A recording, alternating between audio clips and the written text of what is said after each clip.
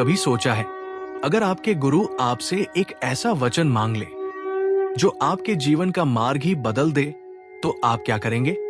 हनुमान पुराण के इस भाग 2 में हम देखेंगे पवन पुत्र हनुमान का अद्भुत सफर, गुरु सूर्य देव से ज्ञान प्राप्त करना, मित्र सुग्रीव की रक्षा का प्रण निभाना और फिर अपने आराध्य श्रीराम के जीवन में प्रवेश करना।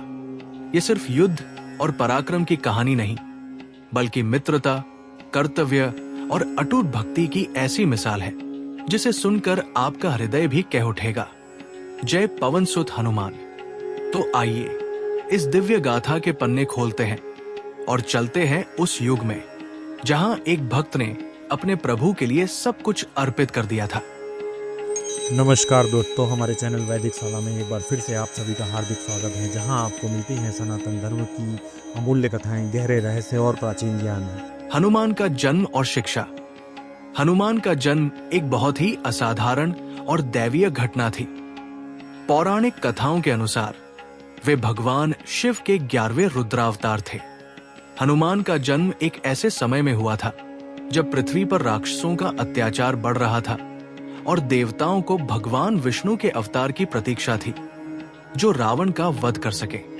हनुमान का जन्म अंजनी और केसरी के घर हुआ था।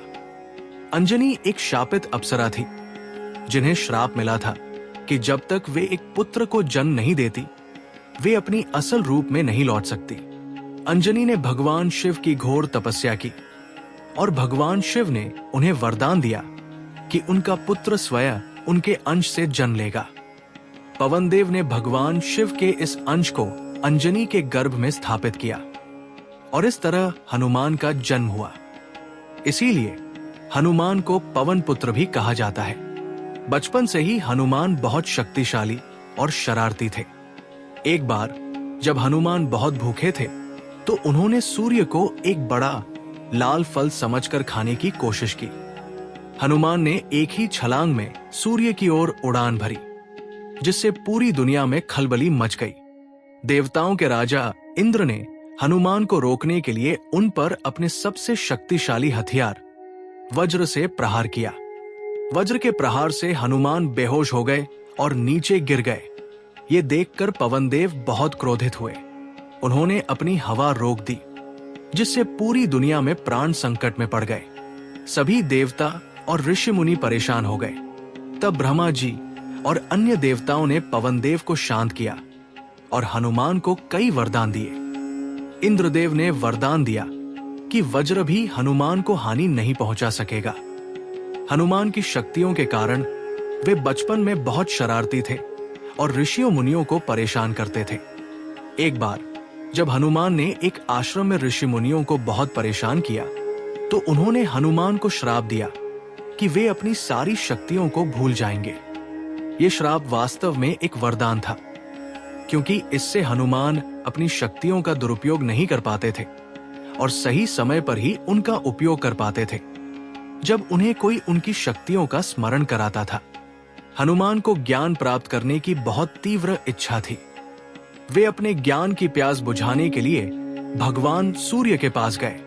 उन्होंने भगवान सूर्य से प्रार्थना की कि वे उन्हें अपना शिष्य बनाएं। सूर्यदेव ने पहले तो हनुमान को सिखाने से इनकार कर दिया, क्योंकि वे हमेशा चलते रहते थे और उनका कोई निश्चित स्थान नहीं था। सूर्यदेव ने हनुमान को समझाया कि वे एक जगह ठहर कर उन्हें नहीं पढ़ा सकते, लेकिन हनुमान ने हार नहीं मानी। उन्होंने अपने दिमाग का उपयोग किया और कहा कि वे सूर्य के रथ के साथ साथ उड़ते हुए ही उनसे ज्ञान प्राप्त करेंगे। हनुमान की भक्ति और दृढ़ता को देखकर सूर्यदेव बहुत प्रभावित हुए और उन्होंने हनुमान को अपना शिष्य बना लिया। हनुमान ने सूर्य के रथ के साथ चलते हुए ही उनसे वेद, पुराण, व्याकरण और सभी प्रकार का ज्ञान प्राप्त किया। हनुमान ने इतनी तेजी से सीखा कि सूर्यदेव भी चकित रह गए। उन्होंने बहुत ही कम समय में, कुछ ही दिनों में सभी ज्ञान प्राप्त कर लिए। जब हनुमान की शिक्षा पूरी हो गई तो उन्होंने अपने गुरु सूर्यदेव से गुरु दक्षिणा के बारे में पूछा। सूर्यदेव जानते थे कि हनुमान के पास पहले से ही सब कुछ है, इसलिए उन्होंने गुरु दक्षिणा के रूप में हनुमान से अपने पुत्र सुग्रीव की रक्षा करने का वचन मांगा। सूर्यदेव को पता था कि सुग्रीव को भविष्य में बहुत सी कठिनाइयों का सामना करना पड़ेगा। हनुमान ने बिना किसी हिचकिचाहट के ये वचन दिया। उन्होंने प्रतिज्ञा की कि वे जीवन भर सुग्रीव की रक्षा करेंगे। ये वचन ही बाद में हनुमान को सुग्रीव से जोड़ता है और उन्हें भगवान राम से मिलाता है, जो रामायण की कहानी का एक महत्वपूर्ण हिस्सा है। इस तरह हनुमान ने न केवल ज्ञान प्राप्त किया, बल्कि अपने गुरु के प्रति अपनी अटूट भक्ति और निष्ठा का भी प्रदर्शन किया। हनुमान संकट कटे मिटे सब पीरा, जो सुमिरे हनुमत बलबीरा। जय जय जय हनुमान गोसाई, कृपा करहु गुरुदेव की नाई। जो शत बार पा और भगवान शिव का संबंध। पौराणिक कथाओं में हनुमान और भगवान शिव के बीच का संबंध बहुत ही गहरा और अद्वितीय माना जाता है। हनुमान को भगवान शिव के 11वें रुद्रावतार के रूप में जाना जाता है। इस संबंध की जड़ें बहुत गहराई तक जाती है और ये भगवान शिव और भगवान विष्णु के बीच की अभिन्नता को भी दर्शाती है। जब पृथ्वी पर अधर्म का भार बढ़ गया और राक्षसराज रावण का अत्याचार बढ़ गया, तो सभी देवताओं ने भगवान विष्णु से इस संकट से मुक्ति दिलाने की प्रार्थना की। भगवान विष्णु ने रावण का वध करने और धर्म की स्थापना करने के लिए अयोध्या के राजा दशरथ के पुत्र के रूप में राम अवतार लेने का निर्णय लिया। जब भगवान शिव को इस अवतार के बारे में पता चला, तो उन्होंने भी भगवान राम की सेवा करने और उनकी लीलाओं में सहायक बनने का निश्चय किया। भगवान शिव ने स्वयं कहा था कि जो लोग मुझ में और भगवान विष्णु में कोई अंतर देखते हैं, वे पाप के भागी होते हैं। वे दोनों एक ही हैं, बस अलग अलग रूपों में प्रकट होते हैं। भगवान शिव ने अपने एक अंश से हनुमान के रूप में जन्म लिया, ताकि वे भगवान राम की सेवा कर सके। इस संबंध का एक बहुत ही सुंदर और कम ज्ञात उदाहरण तब मिलता है जब भगवान राम अभी शिशु थे। भगवान शिव अपने स्वामी की लीलाओं को देखने के लिए इतने उत्सुक थे कि उन्होंने अयोध्या में कई बार अलग अलग रूपों में प्रवेश किया। कभी वे एक साधु के रूप में आए, कभी एक विद्वान के रूप में, और कभी त्रिकालदर्शी ज्योतिषी के रूप में। वे राजा दशरथ के महल में आते और भगवान राम को देखते थे। एक बार भगवान शिव ने एक मदारी का वेश धारण किया। उनके साथ एक बंदर भी था, जो वास्तव में हनुमान थे। मदारी यानी भगवान शिव उस बंदर को लेकर अयोध्या की गलियों में घूमने लगे। जब वे राजा दशरथ के महल के सामने से गुजर रहे थे, तो छोटे भगवान राम और उनके भाई लक्ष्मण ने उन्हें देखा।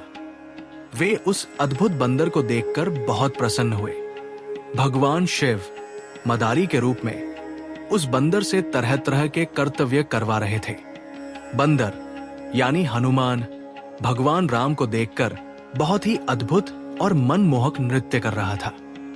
भगवान राम उस बंदर से इतना प्रभावित हुए कि उन्होंने अपने भाई लक्ष्मण से कहा कि वे इस बंदर को अपने पास रखना चाहते हैं। भगवान राम ने मदारी से उस बंदर को खरीदने की इच्छा व्यक्त की। मदारी, जो वास्तव में भगवान शिव थे, इसी उद्देश्य से आए थे।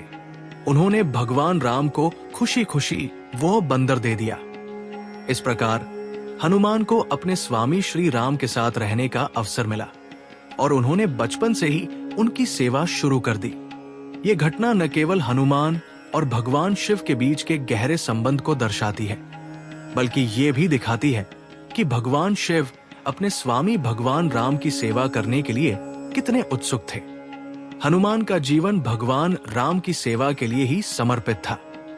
उन्होंने जीवन भर भगवान राम के प्रति अपनी अटूट भक्ति और निष्ठा का प्रदर्शन किया, जिससे वे राम भक्त हनुमान के रूप में पूजे जाने लगे।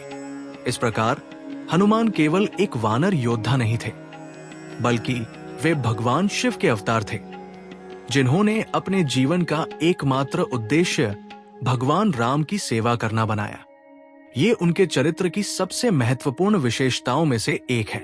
सुग्रीव का निर्वासन और हनुमान की वफादारी। किष्किंधा के राजा बाली और उनके छोटे भाई सुग्रीव के बीच का संबंध बहुत गहरा था। वे एक दूसरे से बहुत प्रेम करते थे, लेकिन एक घटना ने उनके जीवन को पूरी तरह से बदल दिया। एक बार दुंदुभी नामक एक मायावी राक्षस, जो अपनी शक्ति के घमंड में चूर था, किष्किंधा के द्वार पर आया। वो बाली को युद्ध के लिए ललकारने लगा। दुंदुभी ने अपनी गर्जना से पूरी किष्किंधा को हिला दिया। बाली अपनी प्रजा की रक्षा के लिए और अपने अहंकार के कारण उस राक्षस से लड़ने के लिए तैयार हो गए। बाली ने सुग्रीव को अपने साथ चलने के लिए कहा। वे दोनों राक्षस का पीछा करने लगे, जो एक विशाल गुफा में घुस गया। बाली ने सुग्रीव से कहा, तुम यही गुफा के बाहर मेरी प्रतीक्षा करो, मैं इस राक्षस को मारकर जल्द ही वापस आऊंगा। सुग्रीव ने अपने भाई के आदेश का पालन किया और गुफा के द्वार पर उनका इंतजार करने लगे।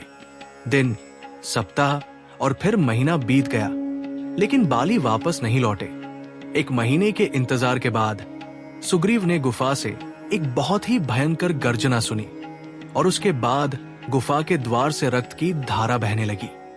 सुग्रीव ने सोचा कि बाली और राक्षस दोनों की मृत्यु हो गई है, लेकिन राक्षसों के डर से और अपनी प्रजा की रक्षा के लिए उन्होंने गुफा के द्वार को एक विशाल चट्टान से बंद कर दिया। सुग्रीव ने सोचा कि अगर वो द्वार को खुला छोड़ देता है तो राक्षस बाहर निकलकर पूरी किष्किंधा को नष्ट कर देगा। जब सुग्रीव वापस लौटे तो सभी मंत्रियों और प्रजा ने उन्हें बहुत दुखी और शोकग्रस्त देखा। मंत्रियों ने सुग्रीव को किष्किंधा का नया राजा बना दिया, क्योंकि उन्हें लगा कि बाली अब जीवित नहीं है। लेकिन बाली मरा नहीं था। उसने उस राक्षस को मार डाला था और गुफा से बाहर निकलने की कोशिश कर रहा था। जब बाली ने देखा कि गुफा का द्वार एक विशाल चट्टान से बंद है, तो वो बहुत क्रोधित हुआ। उसे लगा कि सुग्रीव ने जानबूझकर ऐसा किया है ताकि वो राजा बन सके। बाली ने अपनी शक्ति का उपयोग किया और चट्टान को हटाकर बाहर निकला। जब बाली वापस किष्किंधा पहुंचे तो उन्होंने देखा कि सुग्रीव राजा बन गए हैं। बाली का क्रोध और बढ़ गया। उन्होंने सुग्रीव को धोखेबाज माना और उनके साथ दुर्व्यवहार किया। बाली ने सुग्रीव का राज्य और उनकी पत्नी रुमा को भी छीन लिया।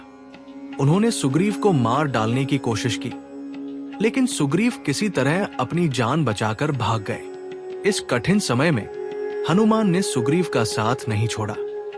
हनुमान, जो सुग्रीव के मंत्री और सबसे अच्छे मित्र थे, ने उन्हें सलाह दी कि वे ऋष्यमुख पर्वत पर शरण ले। हनुमान को पता था कि ऋषि मतंग के एक श्राप के कारण बाली उस पर्वत पर नहीं जा सकता था। ऋषि मतंग ने बाली को श्राप दिया था कि यदि वो ऋष्यमुख पर्वत पर कदम रखेगा तो उसकी मृत्यु हो जाएगी। सुग्रीव ने हनुमान की सलाह मानी और ऋष्यमुख पर्वत पर शरण ली। इस तरह हनुमान ने अपनी वफादारी का सबसे बड़ा सबूत दिया। उन्होंने सुख के समय में ही नहीं, बल्कि संकट के समय में भी अपने मित्र का साथ नहीं छोड़ा।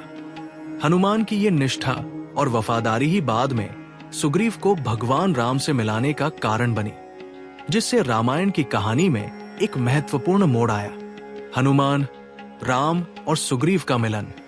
जब भगवान राम और लक्ष्मण अपनी पत्नी सीता की खोज में भटक रहे थे, तब वे ऋष्यमुख पर्वत के पास पहुंचे, जहां सुग्रीव और उनके मंत्री हनुमान रहते थे।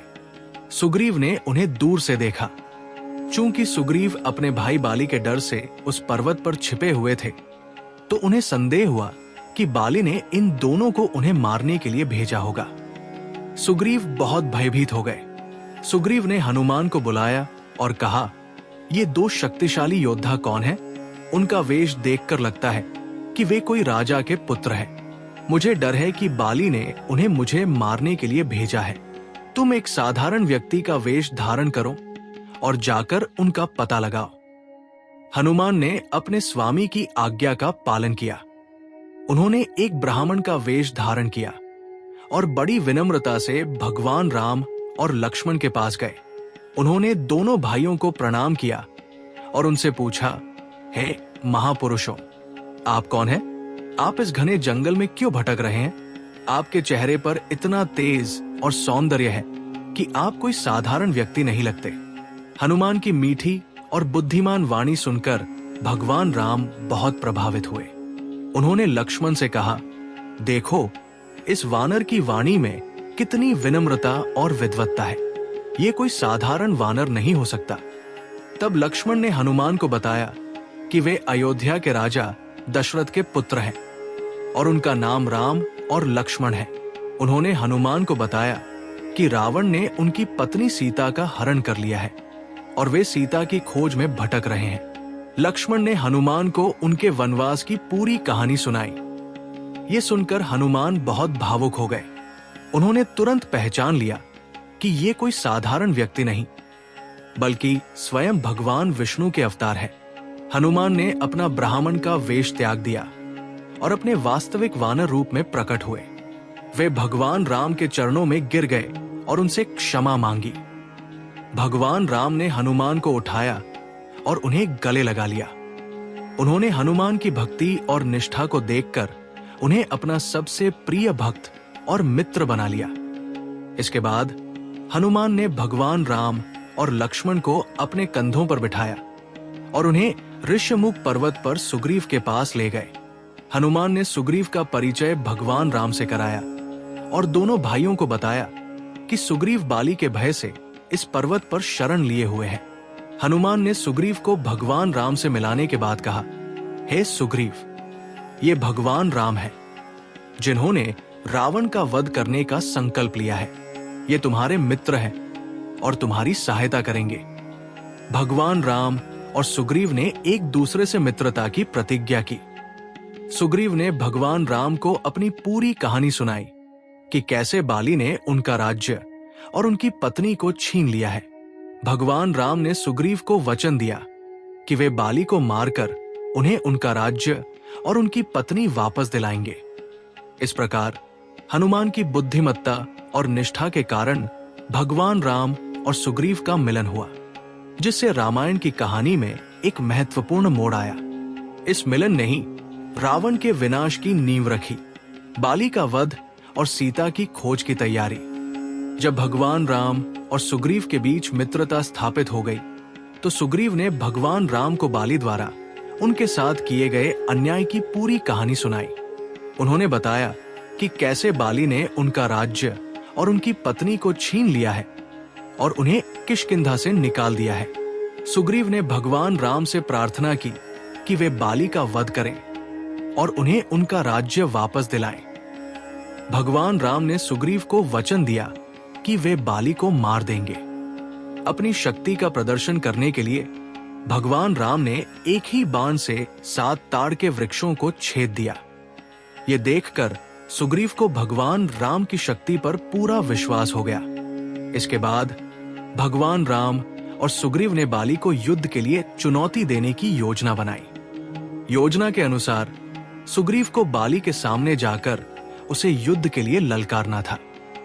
हनुमान ने सुग्रीव को सलाह दी कि वे बाली को युद्ध के लिए चुनौती दें, क्योंकि ये सही समय है। सुग्रीव ने बाली को युद्ध के लिए ललकारा। बाली अपनी शक्ति के घमंड में तुरंत युद्ध के लिए तैयार हो गया। बाली और सुग्रीव के बीच एक भयंकर युद्ध शुरू हो गया। भगवान राम एक पेड़ के पीछे छिपकर इस युद्ध को देख रहे थे, लेकिन बाली और सुग्रीव के बीच बहुत समानता थी, जिससे भगवान राम को बाली को पहचानने में कठिनाई हो रही थी। जब बाली ने सुग्रीव पर हावी होना शुरू किया तो सुग्रीव भाग गए। वापस आने पर सुग्रीव ने भगवान राम से पूछा कि उन्होंने बाली का वध क्यों नहीं किया। भगवान राम ने सुग्रीव को समझाया कि वे दोनों एक जैसे दिखते थे, इसलिए वे बाली को पहचान नहीं सके। भगवान राम ने सुग्रीव से कहा कि वे फिर से बाली को युद्ध के लिए ललकारें और इस बार वे उन्हें पहचान के लिए एक माला पहनाएंगे। सुग्रीव ने भगवान राम की सलाह मानी और फिर से बाली को युद्ध के लिए ललकारा। इस बार भगवान राम ने सुग्रीव को एक फूलों की माला पहनाई ताकि वे उन्हें आसानी से पहचान सके। बाली और सुग्रीव के बीच फिर से युद्ध शुरू हुआ। जब बाली और सुग्रीव युद्ध कर रहे थे तो भगवान राम ने अपनी धनुष पर एक बाण चढ़ाया और बाली के सीने में मार दिया। बाली घायल होकर जमीन पर गिर गए। अपनी मृत्यु के समय बाली ने भगवान राम से पूछा, हे प्रभु, मैंने आपका क्या बिगाड़ा था? आपने मुझे धोखे से क्यों मारा? भगवान राम ने बाली को समझाया कि उसने अपने भाई की पत्नी का हरण किया था, जो एक बहुत बड़ा पाप था, और इसी पाप का दंड देने के लिए उन्होंने उसका वध किया है।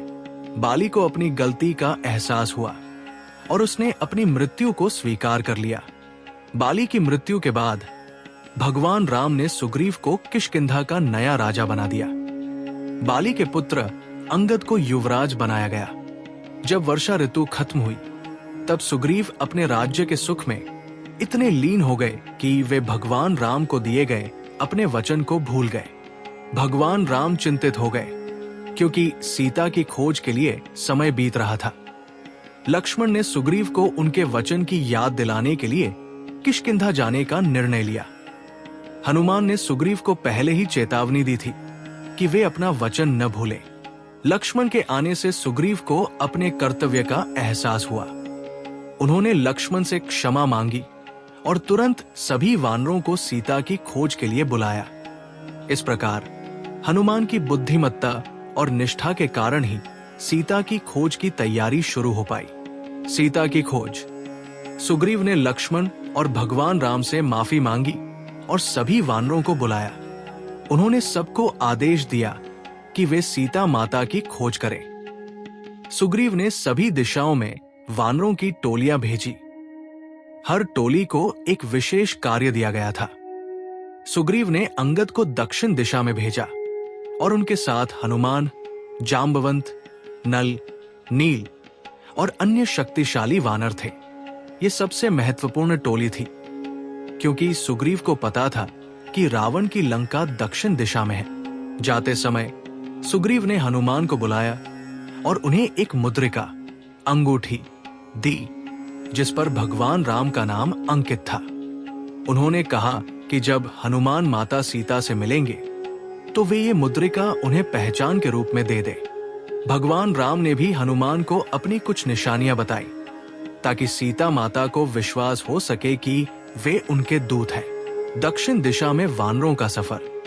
जब सुग्रीव ने सीता की खोज के लिए वानरों की टोलियों को भेजा तो सबसे महत्वपूर्ण टोली को उन्होंने दक्षिण दिशा की ओर भेजा।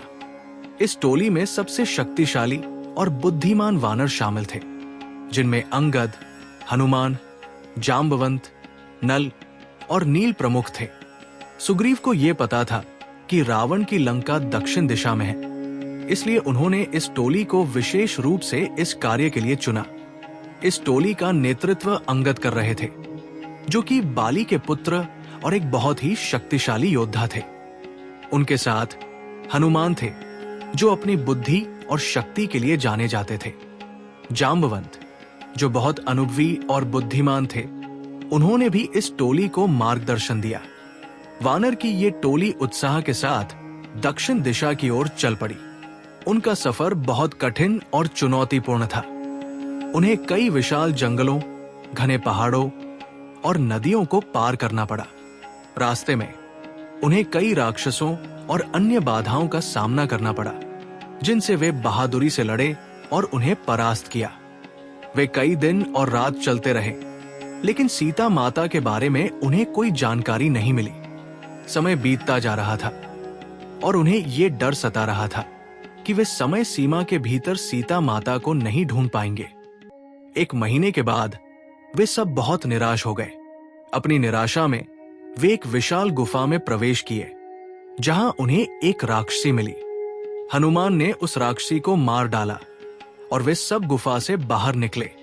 गुफा से बाहर निकलने के बाद उन्होंने देखा कि उनके सामने विशाल और अथाह समुद्र फैला हुआ है।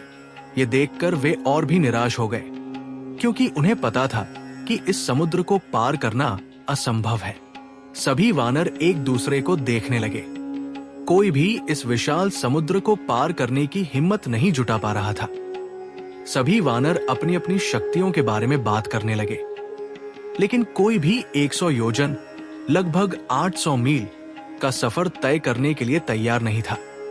जब सभी वानर निराश होकर बैठे थे, तभी जटायु का भाई संपाति, जो अपनी लंबी आयु के कारण सब कुछ जानता था, ने उन्हें देखा। संपाति ने उन्हें बताया कि उसने रावण को सीता माता को लंका ले जाते हुए देखा था। संपाति ने उन्हें बताया कि लंका इसी समुद्र के पार है और वहां तक पहुंचने के लिए एक लंबी दूरी तय करनी पड़ेगी। संपाति की बात सुनकर वानरों में थोड़ी आशा जगी, लेकिन वे अभी भी समुद्र को पार करने की चिंता में थे। तभी जांबवंत, जो बहुत अनुभवी और बुद्धिमान थे, उन्होंने हनुमान को याद दिलाया कि वे पवनदेव के पुत्र हैं और उनके पास अद्भुत शक्तियां हैं। जांबवंत ने हनुमान को उनके बचपन के बारे में, उनकी शक्तियों के बारे में और ऋषियों द्वारा दिए गए श्राप के बारे में बताया, जिससे वे अपनी शक्तियों को भूल गए थे। जैसे ही जांबवंत ने हनुमान को उनकी शक्तियों का स्मरण कराया, हनुमान को अपनी शक्ति का एहसास हुआ। उनकी शक्तियों की सीमाएं टूट गई और वे अपनी असल शक्ति में आ गए। हनुमान ने एक विशाल रूप धारण किया और एक ही छलांग में समुद्र पार करने के लिए तैयार हो गए। हनुमान का लंका जाना। जब हनुमान को उनकी शक्तियों का स्मरण कराया गया, तो उन्होंने अपने शरीर का आकार बढ़ाना शुरू किया। उनका शरीर इतना विशाल हो गया कि वो पर्वत के समान दिखाई देने लगा। उन्होंने अपनी पूरी शक्ति को केंद्रित किया और एक ही छलांग में समुद्र पार करने के लिए तैयार हो गए। जैसे ही हनुमान ने छलांग लगाई, समुद्र के देवता ने उनकी सहायता करने का फैसला किया। समुद्र के नीचे मैनाक पर्वत था, जो अपनी ऊंचाई के लिए जाना जाता था। मैनाक पर्वत ने समुद्र से बाहर निकलकर हनुमान को आराम करने के लिए एक जगह दी। मैनाक ने कहा, हे हनुमान, आप भगवान राम के कार्य के लिए जा रहे हैं, कृपया थोड़ी देर यहां विश्राम करें और अपनी थकान मिटाएं। हनुमान ने मैनाक के इस स्नेहपूर्ण प्रस्ताव का सम्मान किया, लेकिन उन्होंने वहां आराम करने से इनकार कर दिया। उन्होंने मैनाक से कहा कि वे अपने स्वामी के कार्य को जल्दी से पूरा करना चाहते हैं। हनुमान आगे बढ़ते रहे, लेकिन उनकी परीक्षा अभी खत्म नहीं हुई थी। देवताओं ने उनकी शक्ति और बुद्धि का परीक्षण करने के लिए सुरसा नामक एक राक्षसी को भेजा। सुरसा एक बहुत विशाल राक्षसी थी, जिसने अपना मुंह बहुत बड़ा कर लिया और हनुमान को निगलने की कोशिश की। सुरसा ने हनुमान से कहा, तुम मेरे मुख से होकर ही जा सकते हो। हनुमान ने अपनी बुद्धि का उपयोग किया। उन्होंने अपने शरीर का आकार और बढ़ाया और सुरसा भी अपना मुंह और बढ़ाती रही। जब सुरसा का मुंह बहुत बड़ा हो गया, तो हनुमान ने अचानक अपने शरीर का आकार बहुत छोटा कर लिया और उसके मुंह से अंदर जाकर बाहर निकल आए। सुरसा ये देखकर बहुत प्रसन्न हुई। उसने हनुमान को सफल होने का आशीर्वाद दिया। आगे बढ़ते हुए हनुमान का सामना सिन्हिका नामक एक और राक्षसी से हुआ। सिन्हिका समुद्र में छिपकर रहती थी और वह छाया को पकड़कर उड़ने वालों को खींचकर निगल जाती थी। जैसे ही हनुमान उसके ऊपर से गुजरे, सिन्हिका ने उनकी छाया पकड़ ली और हनुमान को अपनी ओर खींचने लगी। हनुमान ने अपनी बुद्धि और शक्ति का उपयोग करते हुए सिन्हिका को मार डाला और आगे बढ़ गए। हनुमान का लंका में प्रवेश। जब हनुमान ने समुद्र पार कर लिया, तो वे लंका के पास पहुंचे। उन्होंने लंका की सुंदरता और समृद्धि देखी, लेकिन वे ये भी जानते थे कि ये रावण के पापों का गढ़ है। हनुमान ने लंका में प्रवेश करने के लिए एक योजना बनाई। उन्होंने सोचा कि यदि वे अपने विशाल रूप में लंका में प्रवेश करेंगे, तो वे तुरंत पकड़े जा सकते हैं। इसलिए उन्होंने अपने शरीर का आकार बहुत छोटा कर लिया और एक वानर का वेश धारण किया। हनुमान ने लंका के मुख्य द्वार पर प्रवेश करने का प्रयास किया, लेकिन वहां लंकिनी नामक एक राक्षसी पहरा दे रही थी, जो लंका की रक्षक थी। लंकिनी ने हनुमान को देखा और उनसे पूछा, तुम कौन हो और किस लिए यहां आए हो? हनुमान ने अपनी पहचान छुपाने की कोशिश की, लेकिन लंकिनी बहुत सतर्क थी। उसने हनुमान को रोकने की कोशिश की। लंकिनी ने हनुमान पर हमला किया, लेकिन हनुमान ने उसे एक मुक्का मारा। हनुमान के मुक्के से लंकिनी मूर्छित होकर जमीन पर गिर पड़ी। जब वो होश में आई तो उसे अपनी भूल का एहसास हुआ। उसने हनुमान से कहा, हे वानर, मुझे पहले ही एक भविष्यवाणी मिली थी कि जब कोई वानर मुझे हरा देगा तो लंका का विनाश शुरू हो जाएगा। तुम वही वानर हो। लंकिनी ने हनुमान को लंका में प्रवेश करने की अनुमति दी और उन्हें अपने कार्य में सफल होने का आशीर्वाद दिया। हनुमान ने लंका में प्रवेश किया। उन्होंने रावण के महल में जाकर सीता माता को खोजना शुरू किया। उन्होंने हर एक कक्ष, हर एक कमरे और हर एक जगह को छान मारा, लेकिन उन्हें सीता माता नहीं मिली। हनुमान बहुत परेशान हो गए, लेकिन उन्होंने हार नहीं मानी। उन्होंने सोचा कि रावण इतना क्रूर है कि वह सीता माता को अपने महल में नहीं रखेगा। हनुमान ने रावण के सभी बाग बगीचों और महलों को छान मारा। अंत में वे अशोक वाटिका नामक एक सुंदर बगीचे में पहुंचे। अशोक वाटिका में एक बहुत ही सुंदर पेड़ था, जिसके नीचे एक महिला बैठी हुई थी। उस महिला का चेहरा उदास और आंखों में आंसू थे। उसके चारों ओर राक्षसी स्त्रियां पहरा दे रही थी। हनुमान ने तुरंत पहचान लिया कि ये कोई और नहीं, स्वयं सीता माता है। हनुमान ने सीता माता को देखा।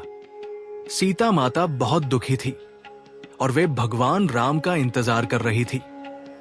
हनुमान ने एक पेड़ पर छिपकर सीता माता को देखा। वे सोच रहे थे कि किस तरह वे सीता माता से बात करें ताकि उन्हें विश्वास हो जाए कि वे भगवान राम के दूत हैं।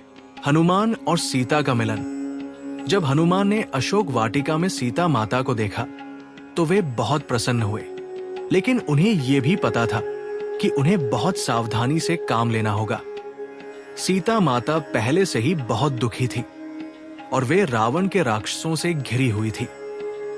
यदि वे अचानक सीता के सामने आ जाते तो वे डर सकती थी और उन्हें रावण का एक और छल समझ सकती थी। हनुमान ने एक पेड़ के ऊपर छिपकर सीता माता को देखा। वे सोच रहे थे कि किस तरह वे सीता से बात करें ताकि उन्हें विश्वास हो जाए कि वे भगवान राम के दूत हैं। इसी बीच रावण वहां आया। रावण ने सीता को अपनी पत्नी बनने के लिए मजबूर करने की कोशिश की और उन्हें धमकी दी कि यदि वे ऐसा नहीं करती हैं तो वो उन्हें मार डालेगा। सीता माता ने रावण के प्रस्ताव को ठुकरा दिया और भगवान राम के प्रति अपनी अटूट भक्ति और निष्ठा का प्रदर्शन किया। रावण क्रोधित होकर वहां से चला गया और राक्षसों को सीता को परेशान करने का आदेश दिया। जब रावण चला गया तो हनुमान ने एक पेड़ के पत्तों के बीच से भगवान राम की कहानी सुनाना शुरू किया। उन्होंने भगवान राम के जन्म, उनके विवाह और सीता हरण की कहानी सुनाई। सीता ने यह सुनकर ऊपर देखा और हनुमान को देखा, जो एक छोटे वानर के रूप में पेड़ पर बैठे थे। सीता को पहले तो उन पर विश्वास नहीं हुआ, लेकिन हनुमान की कहानी सुनकर उन्हें थोड़ी आशा जगी। हनुमान ने सीता के सामने जाकर उन्हें प्रणाम किया और भगवान राम द्वारा दी गई मुद्रिका, अंगूठी, उन्हें दी। उन्होंने सीता से कहा, हे माता, मैं भगवान राम का दूत हूं। उन्होंने ये मुद्रिका आपको विश्वास दिलाने के लिए भेजी है। सीता माता ने मुद्रिका देखी और उन्हें भगवान राम की याद आ गई। वे बहुत खुश हुई और उन्होंने हनुमान को गले लगा लिया। हनुमान ने सीता माता को आश्वासन दिया कि भगवान राम और लक्ष्मण जल्द ही आएंगे और उन्हें रावण से मुक्त कराएंगे। हनुमान ने सीता माता से कहा, मैं आपको अपने कंधे पर बिठाकर भगवान राम के पास ले जा सकता हूं। लेकिन सीता ने इनकार कर दिया। उन्होंने कहा कि वे चाहती है कि भगवान राम स्वयं रावण को मारकर उन्हें अपने साथ ले जाए। सीता माता ने हनुमान को अपनी चूड़ामणि दी और उनसे कहा, ये चूड़ामणि भगवान राम को देना और उन्हें बताना कि मैं उनकी प्रतीक्षा कर रही हूं। हनुमान ने सीता माता को प्रणाम किया और उनसे विदा ली। लंका दहन और वापसी। सीता माता से मिलने के बाद हनुमान ने लंका की असली शक्ति और रावण के घमंड को परखने का फैसला किया। उन्होंने सोचा कि रावण को एक स्पष्ट संकेत देना आवश्यक है कि उनका नाश निकट है। हनुमान ने अशोक वाटिका में लगे हुए फल खाना शुरू कर दिया और पेड़ों को तोड़ना शुरू कर दिया, जिससे लंका के रक्षकों का ध्यान उन पर गया। रावण के सैनिक आए और उन्होंने हनुमान पर हमला किया, लेकिन हनुमान ने उन सभी को आसानी से हरा दिया। जब रावण को इस घटना की खबर मिली तो वो बहुत क्रोधित हुआ। उसने अपने सबसे शक्तिशाली योद्धाओं को हनुमान को पकड़ने का आदेश दिया। रावण ने पहले अपने सबसे बहादुर सैनिक जम्बूमाली को भेजा, लेकिन हनुमान ने उसे भी मार गिराया। फिर रावण ने अपने पुत्र अक्षकुमार को भेजा, जो एक बहुत ही शक्तिशाली योद्धा था। हनुमान और अक्षकुमार के बीच एक भयंकर युद्ध हुआ, जिसमें हनुमान ने अपनी अद्भुत शक्ति का प्रदर्शन करते हुए अक्षकुमार को भी मार डाला। ये सुनकर रावण का क्रोध और बढ़ गया और उसने अपने सबसे प्रिय पुत्र मेघनाद को, जिसे इंद्रजीत भी कहा जाता था, हनुमान को पकड़ने के लिए भेजा। मेघनाद ने हनुमान के साथ बहुत देर तक युद्ध किया, लेकिन वो हनुमान को हरा नहीं सका। अंत में मेघनाद ने ब्रह्मास्त्र का उपयोग किया। हनुमान ने ब्रह्मास्त्र का सम्मान करने के लिए खुद को बंधने दिया। मेघनाद ने हनुमान को बांधकर रावण की सभा में लाया। रावण ने हनुमान को देखकर उनका मजाक उड़ाया और उनसे पूछा कि वे कौन हैं और किस लिए लंका में आए हैं। हनुमान ने बहुत ही शांत और दृढ़ता से रावण को उत्तर दिया। उन्होंने कहा कि वे भगवान राम के दूत हैं और उन्होंने रावण को माता सीता को सम्मान पूर्वक भगवान राम को वापस लौटाने की सलाह दी। उन्होंने रावण को चेतावनी दी कि यदि वो ऐसा नहीं करेगा तो उसका और उसकी पूरी लंका का विनाश निश्चित है। हनुमान ने रावण को समझाया कि भगवान राम कोई साधारण मनुष्य नहीं, बल्कि स्वयं भगवान विष्णु के अवतार है। रावण ने हनुमान की चेतावनी को अनसुना कर दिया और अपनी सभा के मंत्रियों से पूछा कि इस वानर के साथ क्या किया जाए। कुछ मंत्रियों ने हनुमान को मारने की सलाह दी, लेकिन रावण के छोटे भाई विभीषण ने कहा कि दूत को मारना उचित नहीं है। रावण ने विभीषण की सलाह मानी, लेकिन हनुमान को अपमानित करने के लिए उनकी पूंछ में आग लगाने का आदेश दिया। जब रावण के सैनिक हनुमान की पूंछ में आग लगा रहे थे, तो हनुमान ने अपनी पूंछ को और लंबा कर लिया। पूंछ में आग लगते ही हनुमान ने अपने शरीर का आकार छोटा कर लिया और उन्होंने अपनी पूंछ को एक हथियार की तरह इस्तेमाल करते हुए पूरी लंका में घूमकर आग लगा दी। हनुमान ने लंका के सारे भवन, महल और बागीचे जला दिए। पूरी लंका जलकर राख हो गई।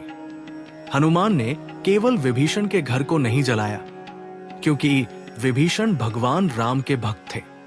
लंका दहन के बाद हनुमान ने अशोक वाटिका में वापस जाकर सीता माता से मुलाकात की। उन्होंने सीता माता को बताया कि उन्होंने पूरी लंका को जला दिया है और रावण को भगवान राम की शक्ति का एक छोटा सा परिचय दिया है। सीता माता ने हनुमान को आशीर्वाद दिया और उनसे कहा कि वे जल्दी से भगवान राम के पास लौट जाएं।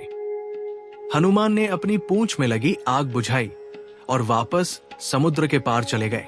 हनुमान का भगवान राम के पास लौटना विस्तारित। अशोक वाटिका में सीता माता से मिलने और लंका दहन के बाद हनुमान ने तुरंत लंका से प्रस्थान करने का फैसला किया।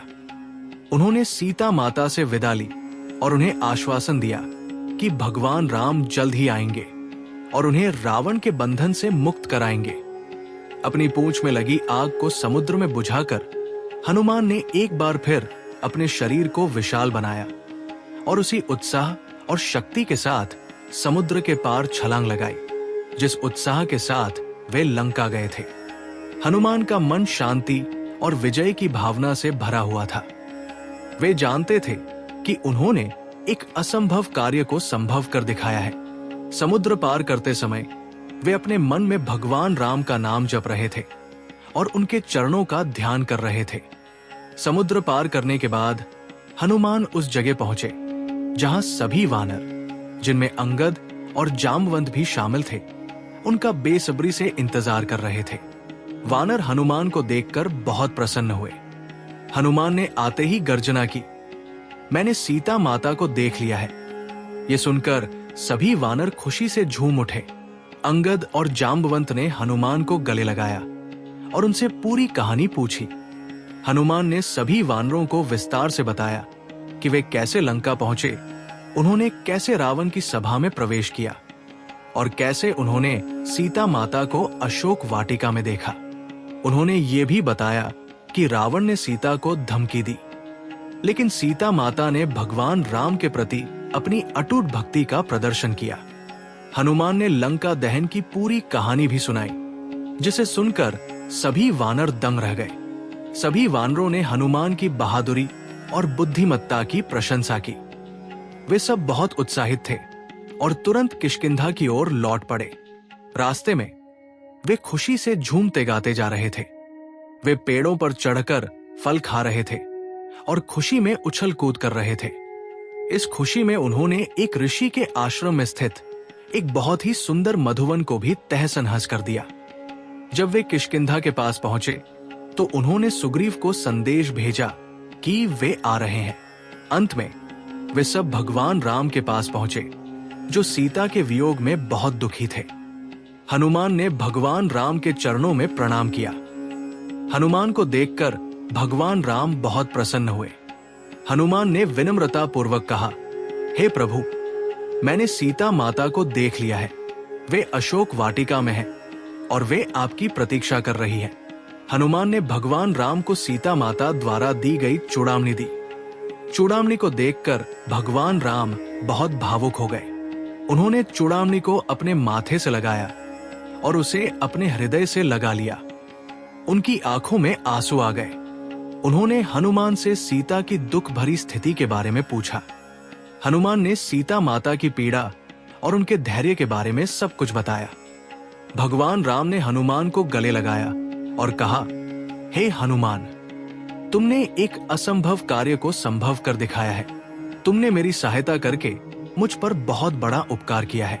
मैं तुम्हारे इस कार्य के लिए हमेशा तुम्हारा ऋणी रहूंगा। भगवान राम ने हनुमान को आशीर्वाद दिया कि वे हमेशा अजरमर रहेंगे और उनकी कीर्ति युगों युगों तक रहेगी। हनुमान के वापस लौटने से भगवान राम की सेना में एक नई ऊर्जा और उत्साह भर गया। भगवान राम ने तुरंत रावण से युद्ध करने के लिए अपनी सेना तैयार करने का आदेश दिया। राम सेतु का निर्माण।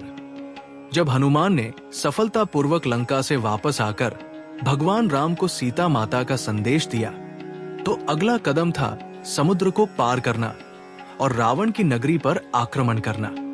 रावण की लंका एक विशाल और उफनते समुद्र के बीच स्थित थी, जिसकी लहरें आकाश को छू रही थी।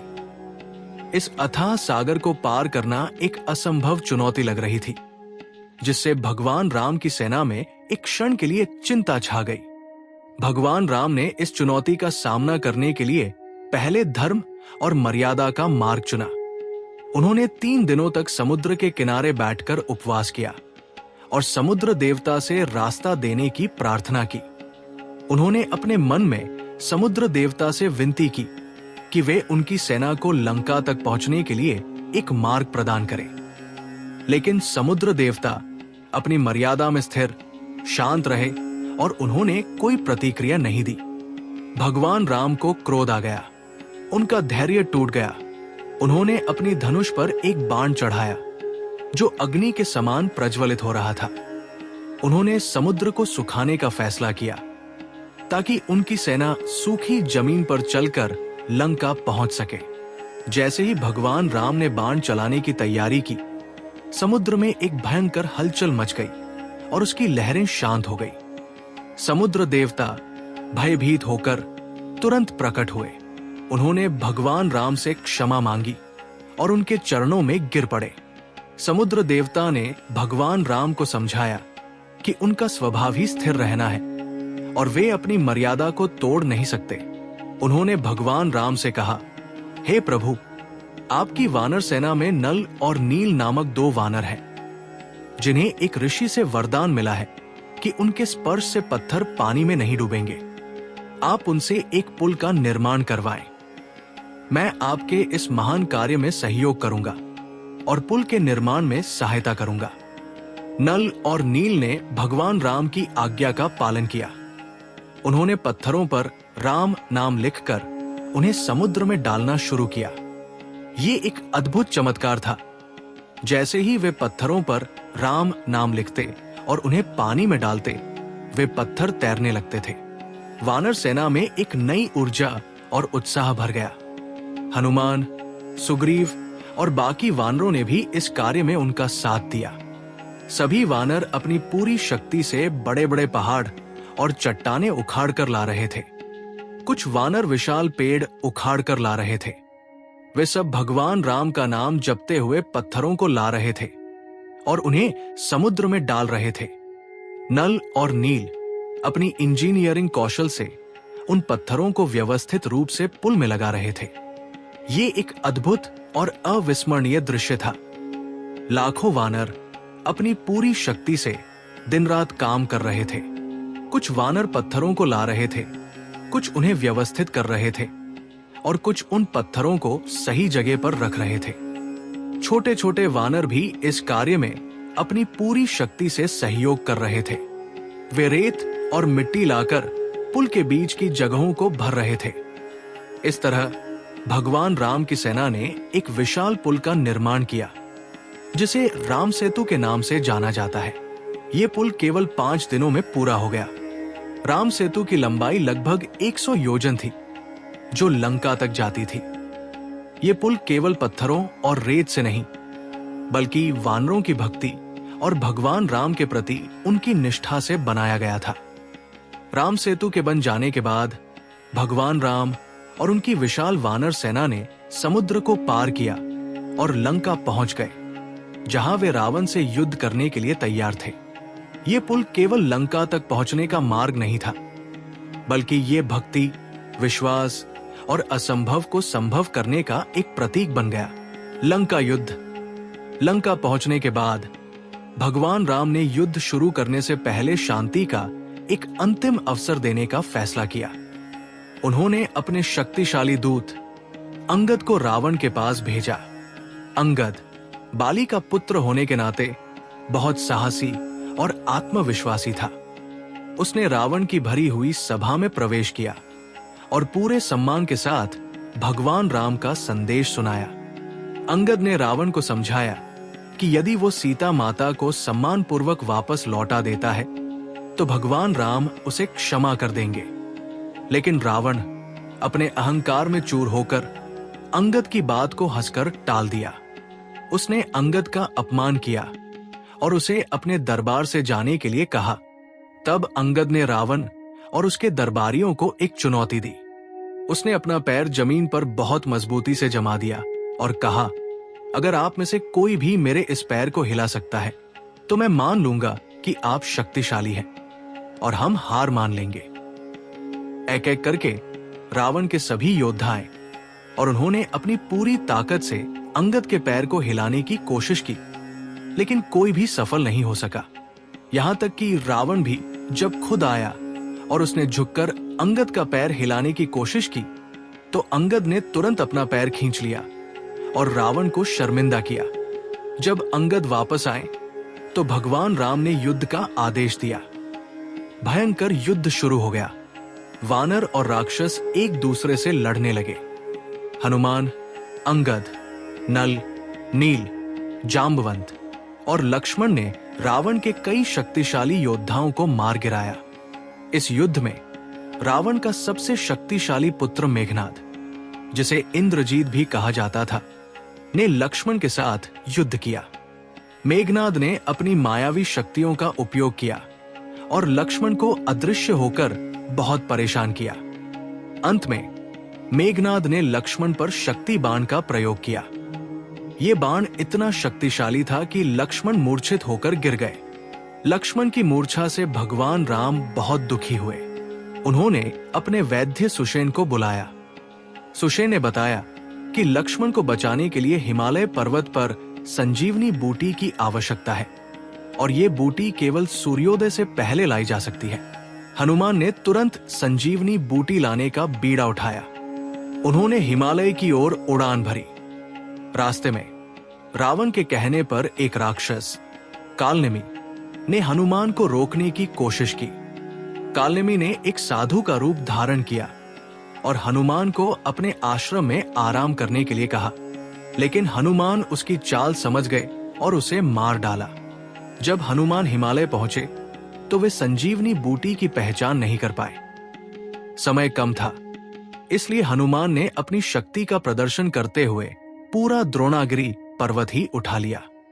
जब वे पर्वत लेकर वापस लौट रहे थे तो अयोध्या के ऊपर से गुजरते समय भरत ने उन्हें एक विशाल राक्षस समझकर उन पर बाण चला दिया। बाण लगने से हनुमान नीचे गिर गए, लेकिन जब भरत को पता चला कि वे भगवान राम के दूत हैं, तो भरत ने उनसे माफी मांगी और हनुमान को वापस भेजा। हनुमान समय पर लंका पहुंचे और वैद्य सुषेण ने संजीवनी बूटी से लक्ष्मण को ठीक किया। लक्ष्मण के ठीक हो जाने के बाद उन्होंने मेघनाद को चुनौती दी। लक्ष्मण और मेघनाद के बीच एक भयंकर युद्ध हुआ।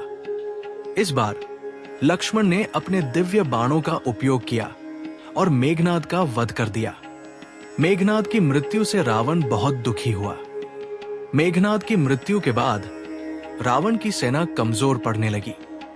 तब रावण ने अपने विशालकाय भाई कुंभकर्ण को जगाया, जो 6 महीने तक सोता था। कुंभकर्ण जागने के बाद बहुत भूखा था। उसने वानर सेना में कहर बरपा दिया और कई वानरों को खा गया। कुंभकर्ण का विशालकाय रूप और उसकी शक्ति देखकर वानर सेना में खलबली मच गई, लेकिन अंत में भगवान राम ने कुंभकर्ण से युद्ध किया और उसे मार डाला। कुंभकर्ण की मृत्यु के बाद रावण ने अपने सबसे बड़े पुत्र इंद्रजीत, मेघनाद को युद्ध के लिए भेजा, जो पहले ही मर चुका था। रावण को लगा कि इंद्रजीत की मृत्यु के बाद उसे स्वयं युद्ध में जाना चाहिए। रावण ने अपनी पूरी शक्ति का उपयोग करके भगवान राम से युद्ध किया। ये युद्ध बहुत लंबा चला। रावण अपनी मायावी शक्तियों का उपयोग करता रहा, लेकिन विभीषण ने भगवान राम को रावण की कमजोरी के बारे में बताया। रावण को एक विशेष बाण से मारा जा सकता था, जो उसकी नाभि में था। भगवान राम ने उस बाण का उपयोग किया और रावण का वध कर दिया। हनुमान पुराण के इस भाग में हमने अनुभव किया पवन पुत्र हनुमान की अद्वितीय यात्रा, एक ऐसी यात्रा जो गुरु भक्ति से शुरू होती है और प्रभु सेवा में पूर्ण होती है।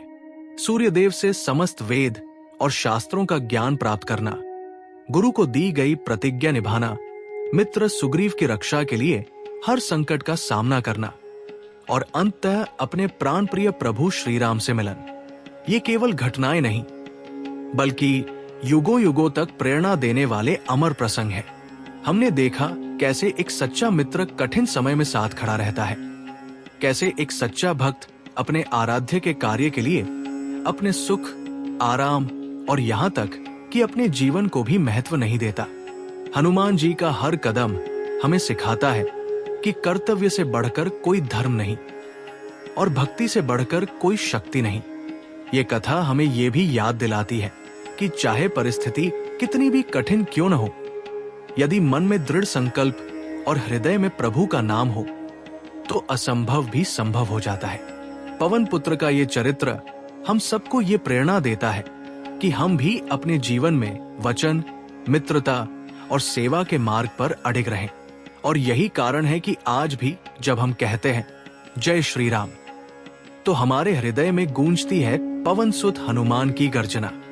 तो आइए इस कथा से मिले साहस और भक्ति को अपने जीवन का हिस्सा बनाएं और अगले भाग में फिर मिलते हैं हनुमान पुराण के और भी अद्भुत प्रसंगों के साथ। बोलिए सियावर रामचंद्र की जय, पवन सुत हनुमान की जय।